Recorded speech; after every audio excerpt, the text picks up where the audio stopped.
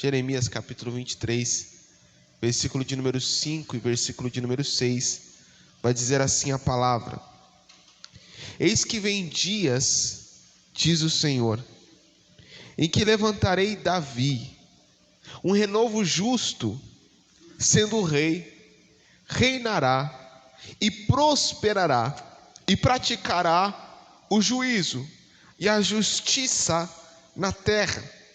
Nos seus dias, Judá será salvo, e Israel habitará seguro, e este será o nome com que o nomearão: o Senhor, justiça nossa, ou Tsequenu e Yahvé. Amém, igreja?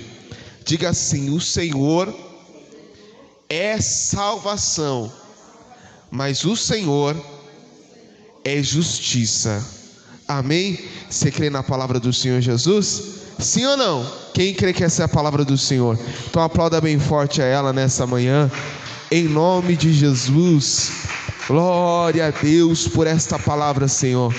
Fala com a tua igreja, fala com o teu povo. Amém. Toma o teu assento.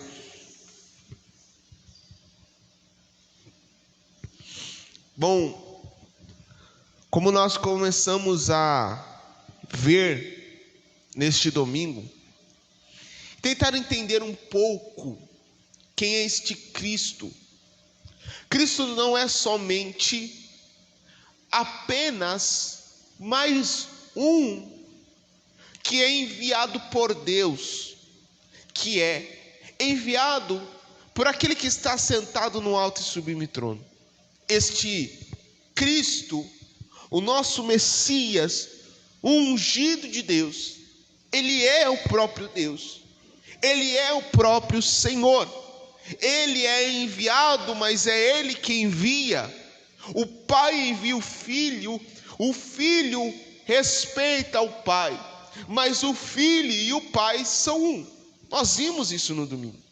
Nós entendemos que não há divisão e não há distinção entre o Pai e o Filho, e nem entre o Espírito Santo, porque quando Jesus vai falar em Mateus 14 e trazer a nós a promessa do Espírito Santo, ele vai dizer que ele enviará outro, mas na língua original essa palavra alus significa alguém da mesma substância, alguém igual. Então Pai, Filho e Espírito Santo são da mesma substância, são um só, e este Deus está conosco na nossa vida. Este Deus está comigo, está com você. Então Jesus não é só mais um, ele é. Então vai comigo de novo lá em Mateus capítulo 16. Eu quero ler esse texto com vocês hoje novamente, daquilo que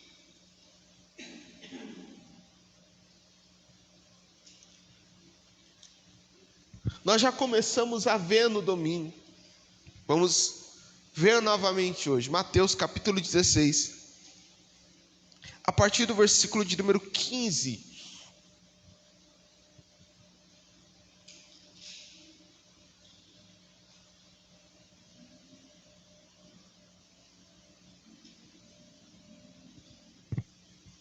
Mateus capítulo de número 16, versículo de número 15. Olha o que diz a palavra. Disse-lhes ele: e vós, quem dizeis que eu sou? Por quê? O povo olhava para Jesus e dizia: tu és um dos profetas, tu és Jeremias, tu és Elias, eles voltando para nos pregar a palavra.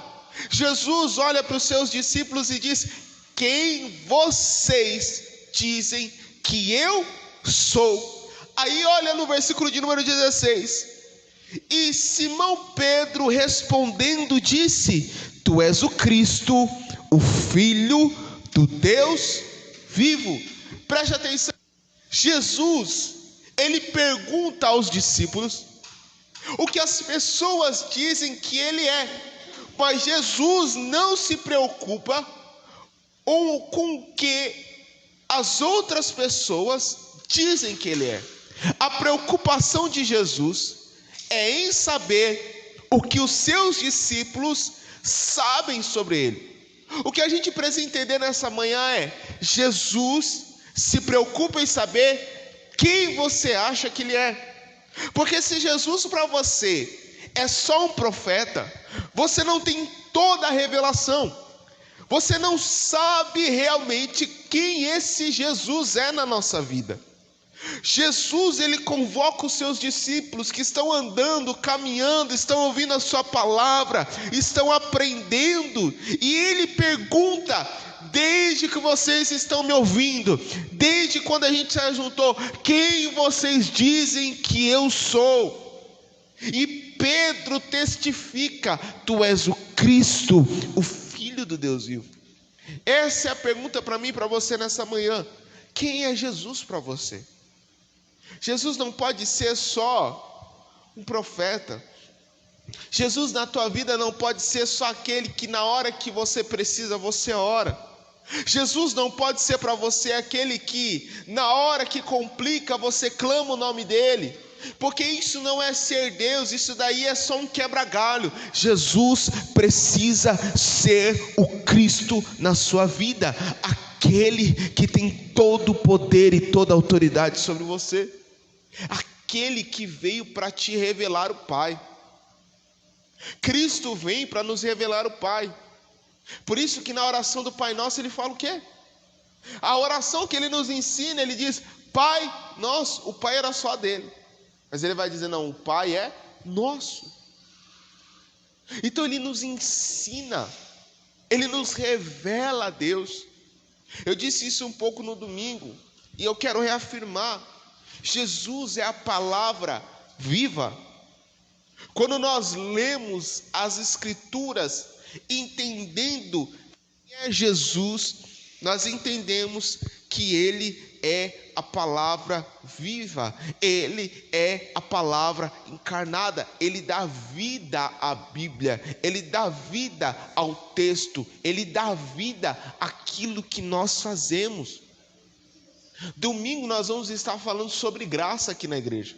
Nós vamos entrar no terceiro assunto, e eu quero mostrar para você que em cada sacrifício, cada voto que o povo fazia, Jesus estava ali.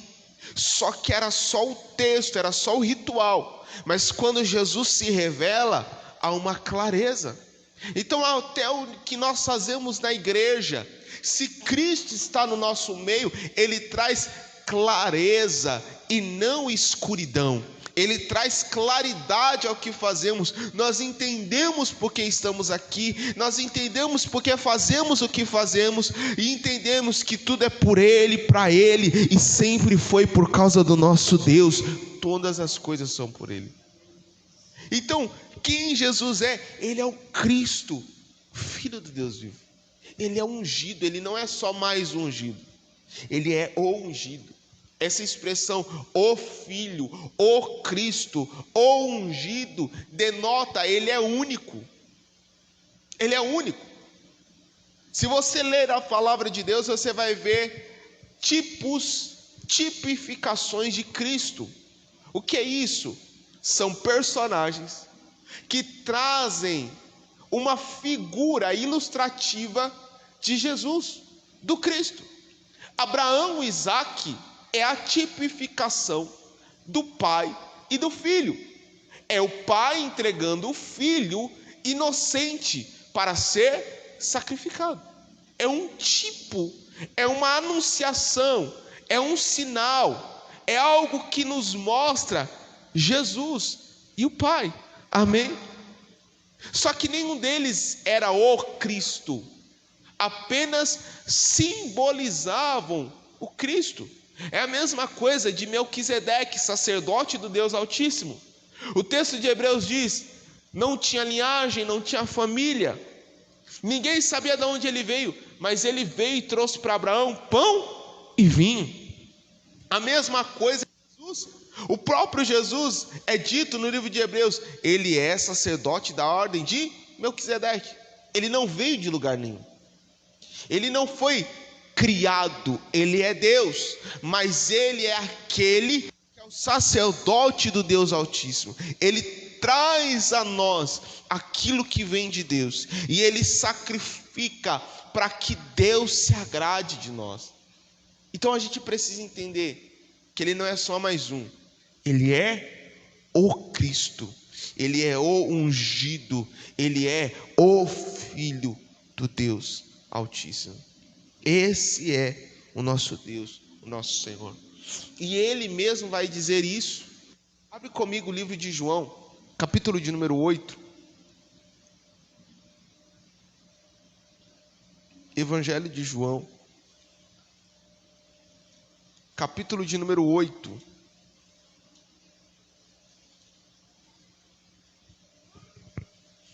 Versículo 52.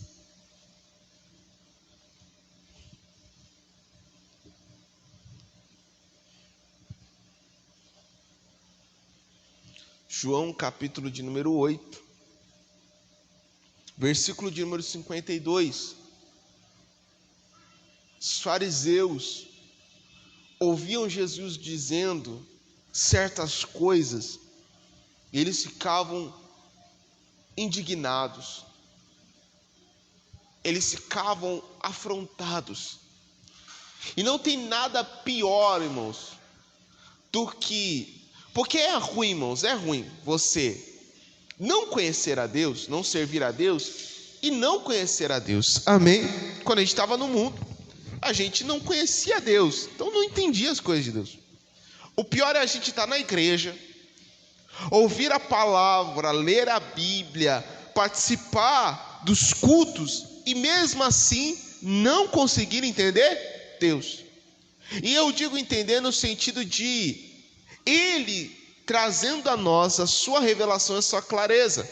É claro que em toda a nossa humanidade, no que a gente tem de limitação, a gente não consegue compreender Deus por completo. Mas ele vai se revelando a nós ao longo do tempo, sim ou não? A gente vê, ele vai se revelando cada vez mais que o tempo passa, ele vai se revelando. Então naquilo que o Senhor se revela, a gente precisa entender o que ele está falando. Então não tem nada pior do que eu passar a minha vida inteira dizendo que sirvo a Deus, dizendo que sirvo ao Senhor e não conseguir compreender aquilo que ele tem se revelado para mim. Então os fariseus, eles eram pessoas que conheciam a lei, que conheciam os mandamentos, que liam a Torá, que liam a Taná, que é o Velho Testamento para nós, que era a Bíblia do judeu. Só que quando o Cristo se revela para eles, eles não conseguem enxergar o Cristo. E quando ele diz que é, porque eles ficavam perguntando, fala logo se você é. E às vezes Jesus ficava assim, eu não vou falar não. Mas de vez em quando ele falava, agora eu vou falar. E quando Jesus falava, eles não acreditavam. Eles achavam que o Senhor era um herege, alguém que estava falando. Aí Jesus, e nós vamos ler aqui, uma das maiores expressões de quem Deus é quando ele diz assim, eu sou. Amém? Ele disse isso lá na sarça para Moisés. É a primeira vez que a gente vê essa expressão, eu sou. Olha, quando eu for lá para o povo, para Israel, e eles perguntarem quem te enviou, quem que eu vou falar? Aí Deus fala assim, diga, o eu sou me enviou. Por mais que Moisés conhecesse a cultura, veja que ele tinha essa dificuldade. E agora eu vou dizer que Deus me enviou, mas que Deus? Que Deus que me enviou? E aí ele diz, o eu sou. Essa expressão, o povo de Israel conhecia muito bem. Nenhum outro Deus usava essa expressão a não ser o Deus soberano. Então, ao longo do tempo, ninguém tinha a coragem de falar isso. Eu sou. Eu sou. Aí Jesus vem falando um monte de vezes isso. Então toda vez que você lê na Bíblia essa expressão eu sou, principalmente com letra maiúscula, Jesus está usando a mesma expressão que Deus lá na sarça. Então ninguém podia usar essa expressão. Só que Jesus vai usar por diversas vezes. Quando ele diz assim, por exemplo, eu sou a porta, ele está usando essa expressão.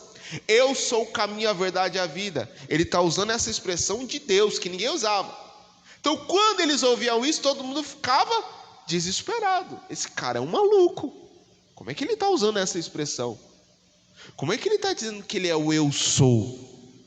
Mas Jesus estava se revelando a eles. Eu sou o Deus verdadeiro. Olha o que vai dizer João, capítulo 8, a partir do versículo de número 52.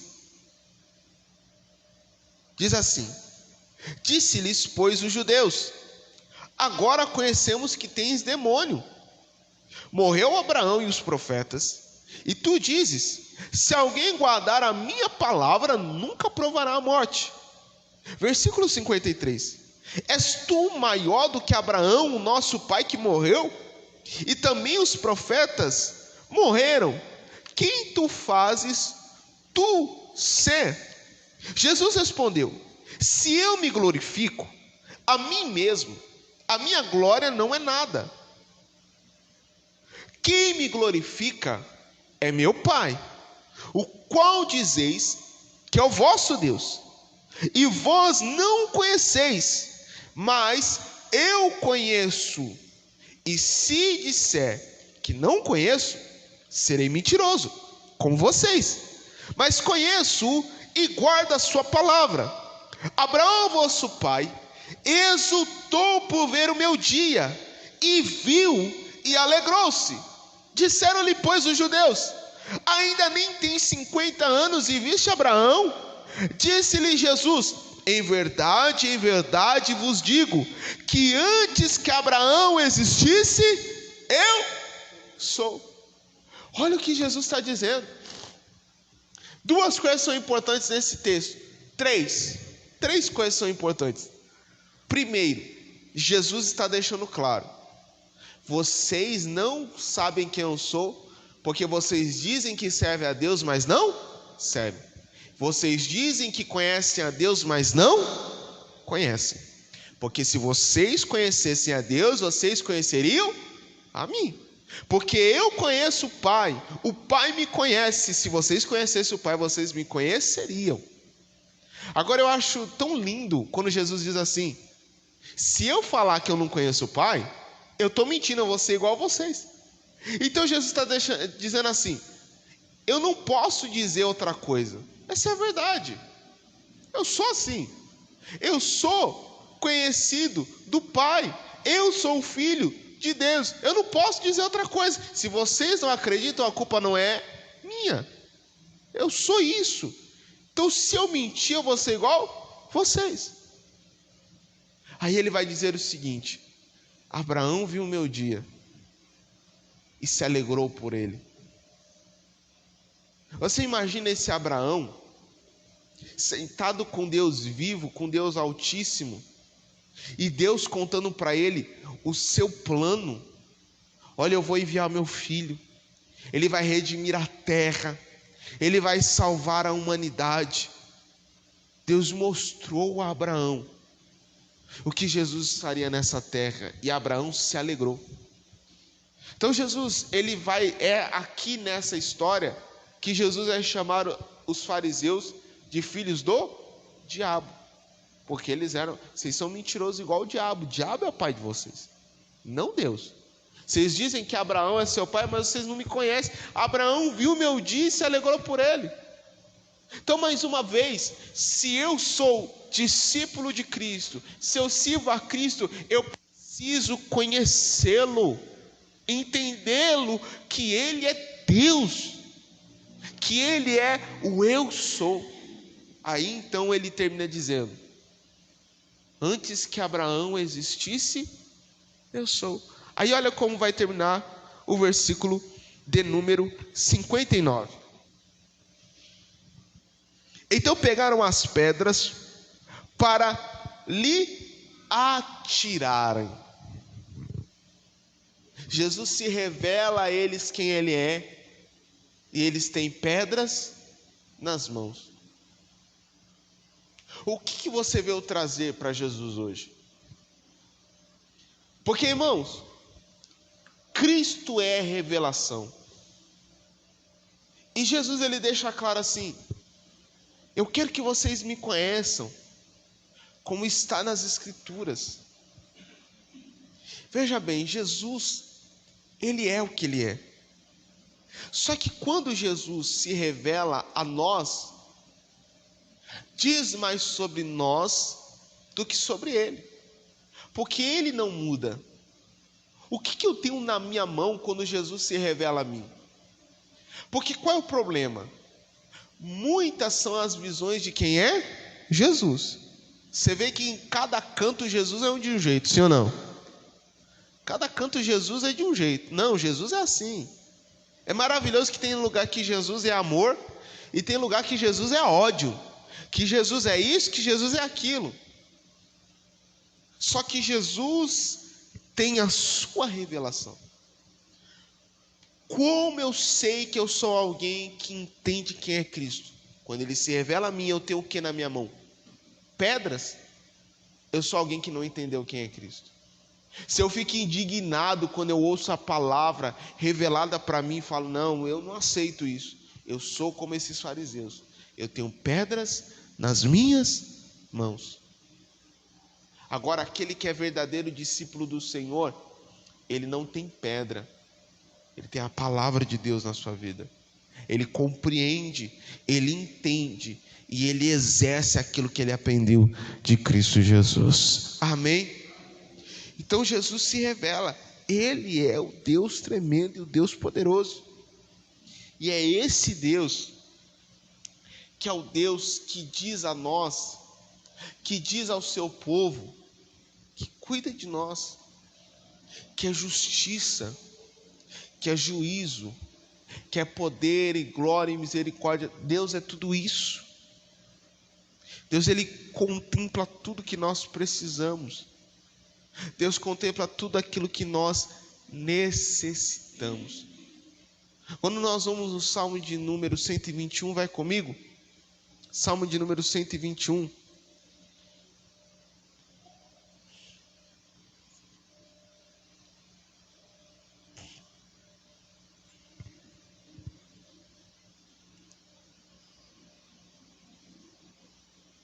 Se ele é o sou, se ele é esse Deus poderoso, ele é o Deus que está conosco em todo tempo, em toda hora, em todo momento, em todo lugar, independente do que estamos atravessando, do que estamos passando.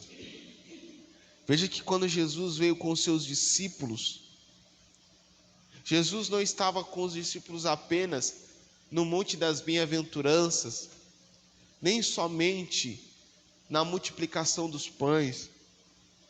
Ele estava lá com os discípulos, quando eles estavam dentro do mar. Por mais que talvez se diga assim, não, pastor, uma ele está dormindo, na outra ele deixou eles. A verdade é que Jesus estava andando sobre as águas.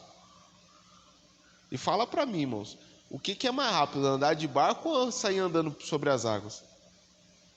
Então Jesus estava caminhando com eles, estava do lado deles, porque Jesus não precisa apenas estar fisicamente. Jesus é o Cristo ungido. Então Jesus não está só nas horas fáceis, ele está num momento difícil. Só que a gente tende a deixar de enxergar Jesus no momento difícil. Mas olha o que a palavra vai dizer, Salmo 121. Olho para os montes, de onde me virá o socorro? O meu socorro vem do Senhor, que fez o céu e a terra. Preste atenção. Numa guerra, numa batalha, é melhor um exército estar em cima ou embaixo? No monte ou no vale, numa guerra, é melhor estar em cima ou embaixo? Em cima, sim ou não? Porque embaixo você está vulnerável. Em cima, além de estar protegido, você tem uma visão muito melhor e mais ampla daquilo que está acontecendo. Então você consegue ter uma boa visão e você tem uma vantagem sobre o seu inimigo. Olha o que o salmista está dizendo. eu olho para os montes. Por quê? Porque um exército bom, é bom estar no monte. Eu olho para os montes, de onde me virá o socorro? E ele olha para o monte e ele fala, eu não encontrei nos montes. O meu socorro não está nos montes, no vale. Meu inimigo está no monte. Porém, o meu socorro vem do Senhor. O meu socorro vem de Deus, que criou os céus, que criou a terra. Olha lá, versículo de número 3. Não deixará vacilar o teu pé. Aquele que te guarda não tosquenejará, ou seja, não dormirá. Eis que não tosquenejará, nem dormirá o guarda de Israel. O Senhor é quem te guarda. O Senhor é a tua sombra, a tua direita. O sol não te molestará de dia, nem a lua de noite. O Senhor te guardará de todo mal. Ele guardará a tua alma. Esse Deus que está sobre a nossa vida, esse Cristo que nos é revelado hoje, é aquele que até quando você vai descansar, está cuidando de você, está cuidando da sua vida. Veja que ele diz, ele não vai deixar você vacilar, ele está contigo na direita, na esquerda, até o sol, ele pode abrandar o sol por causa de você. Só que a maioria da gente não entende isso, porque eu tenho pegado bastante no pé de vocês esse mês com o negócio de Bíblia, né? É porque a gente ou sai correndo na leitura da Bíblia, ou nem sequer isso faz. Mas a palavra de Deus está aqui para nos mostrar quem é esse Deus na nossa vida, que Ele tem nos guardado, que Ele tem nos livrado, que Ele tem nos protegido. Pastor, mas de vez em quando a situação aperta, imagina sem Deus. Se não é Deus na nossa vida, estaria muito pior. E essa palavra, juntando o que a gente aprendeu a semana inteira atrás, acrescenta a nossa fé. Peraí, eu estou passando por isso, por aquilo, mas a palavra de Deus diz que Deus é comigo. Peraí, eu vou confiar nele, eu vou confiar nesse Deus. O inimigo pode estar no monte, eu posso estar no vale, ele tem visão ampla, está melhor do que eu, mas quem está comigo está acima dos montes, está sentado no trono de glória e de graça. Agora volta lá comigo, Jeremias capítulo 23, para nós terminarmos a mensagem.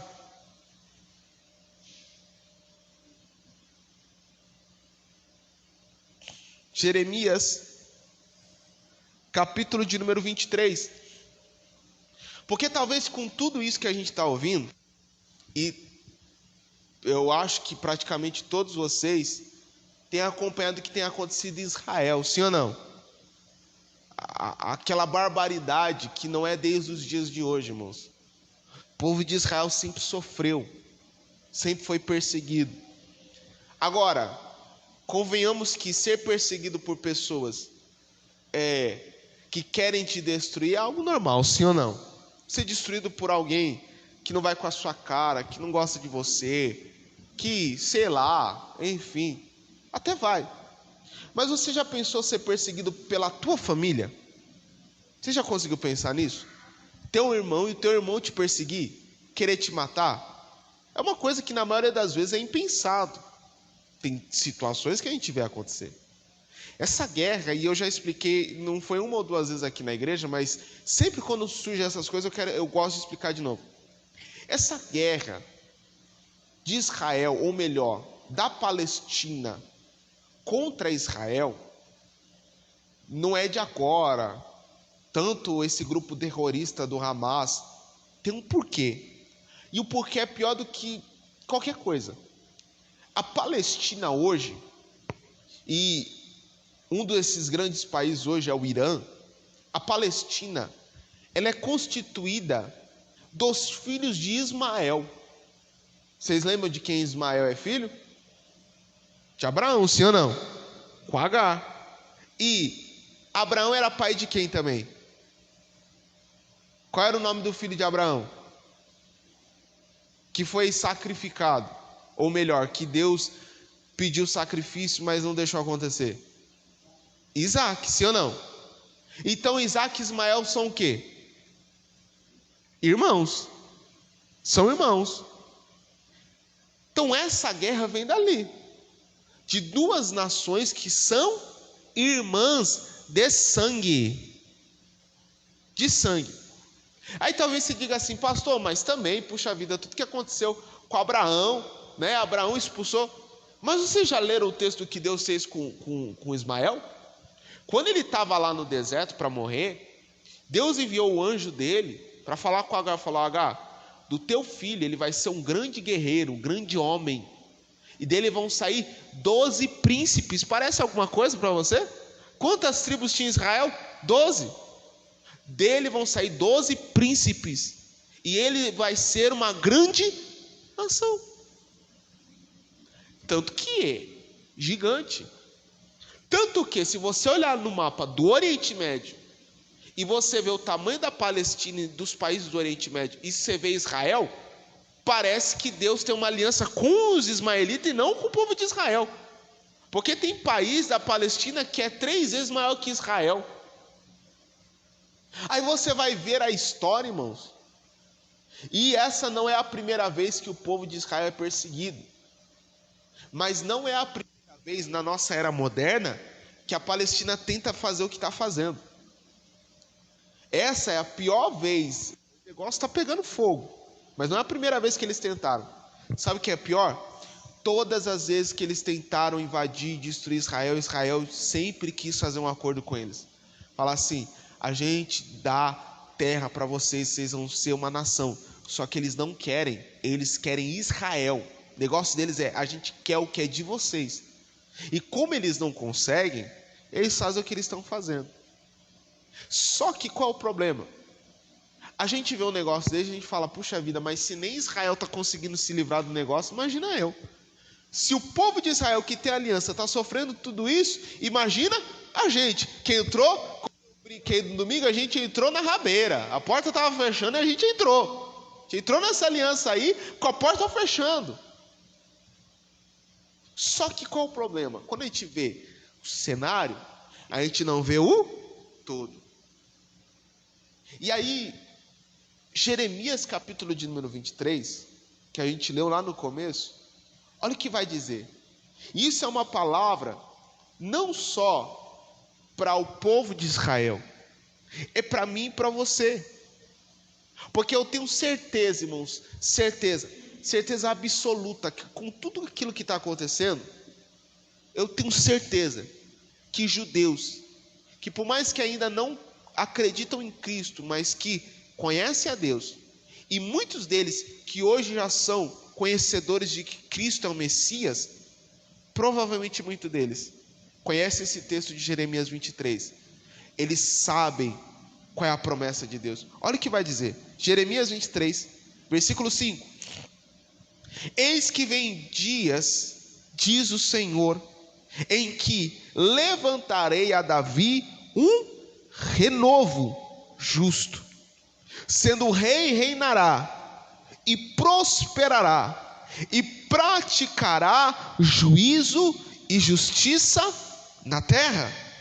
Nos seus dias Judá será salvo e Israel habitará seguro, e esse será um nome com que o nomearão: Senhor, justiça nossa, ou Tsequenu Yavé, o Senhor é a minha justiça. Presta atenção. O judeu, conhecendo esse texto, se ele espera o Messias ainda, talvez ele está passando, está dizendo assim: a gente está passando por isso, mas Deus vai nos levantar um renovo justo. Aqueles que já acreditam que Cristo é o Messias, que conheceram, que tiveram essa revelação, eles sabem que o rei já se levantou, que o rei já reina junto com o Pai, que ele é a nossa justiça. Deixa eu dizer para você, meu irmão, minha irmã, esse é a importância de eu conhecer a palavra de Deus.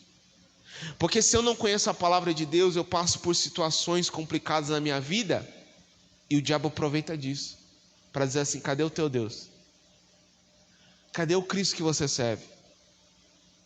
Cadê o Senhor que você serve? Cadê o Deus da tua vida e da tua história? Só que quando eu conheço a palavra, eu falo assim: ô Satanás, você não conhece a Bíblia? Conheço, sei de capa a capa. Tá bom, então abre aí Jeremias 23, versículo de número 5. O Senhor levantará um renovo justo. Ele será rei, ele reinará, ele prosperará, ele praticará juízo e justiça na terra. Quem é esse renovo? O renovo que vem de Davi? Jesus Cristo, Senhor. Ele é o renovo justo. Ele é o renovo para a minha vida. Ele é o renovo para a tua vida. Ele é um renovo para mim. Ele é um renovo para você. Às vezes a gente passa por situações e a gente esquece. O Senhor é o nosso renovo. O Senhor é a nossa fortaleza. O Senhor é a nossa força. E ele vai terminar dizendo: o Senhor é a nossa justiça. Então, meu irmão, minha irmã, se preocupar, porque o Senhor é a nossa justiça. Pastor, mas o inferno que se levantar contra a minha vida, o Senhor é a nossa justiça. Ah, mas fulano quis fazer mal contra mim, o Senhor é a tua justiça. Ele não te deixa, Ele é a sua justiça, meu irmão, minha irmã. Nesse Deus nós podemos confiar. Posso dizer, irmãos, o que acontece na nossa vida, o que fazem contra nós, Deus não deixa de barato. Posso dizer uma coisa? O que estão fazendo com a nação de Israel, irmãos, Deus não vai deixar barato também. Pode ser que não seja agora, que não seja hoje, que não seja na terra que o Senhor vai julgar esse povo. Pode ser só na eternidade, mas vai ter justiça, meu irmão, minha irmã. Pode ter certeza, vai ter justiça. Pastor, o Senhor virou vingativo? Não, está na palavra, está aqui.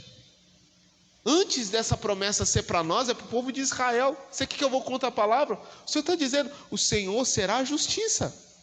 Então o que estão fazendo lá, toda essa atrocidade com pessoas, com seres humanos, com crianças, com bebês, com jovens, com velhos, isso não vai ficar impune. Por quê? Porque o Deus de Israel é o Deus Todo-Poderoso, e é esse Deus que nós confiamos. Então posso dizer, irmãos, talvez essa justiça só venha na eternidade. Talvez esses homens só vão pagar na eternidade. Talvez não. Talvez não. Talvez a gente veja com os nossos olhos a justiça de Deus sobre esse povo. E se a gente vê com os nossos olhos o que Deus vai fazer com esse povo, você vai lembrar do que eu estou pregando hoje. Você vai falar assim: eu lembro quando o pastor falou, e eu estou vendo com os meus olhos que o Senhor continua fiel ao seu povo. Não é a primeira vez que tentaram destruir Israel. Não foi. Não é a primeira vez que estão tentando exterminar esse povo, que estão tentando exterminar essa nação. Não vão conseguir, porque o Deus que tem aliança com Israel é o Deus Todo-Poderoso. Assim como não é a primeira vez que tentaram destruir a igreja do Senhor, mas também não vão conseguir, porque o Senhor que está na nossa vida é o Deus Todo-Poderoso. Amém? Você pode aplaudir a palavra do Senhor Jesus bem forte. Glória a Deus. Aleluia. Amém?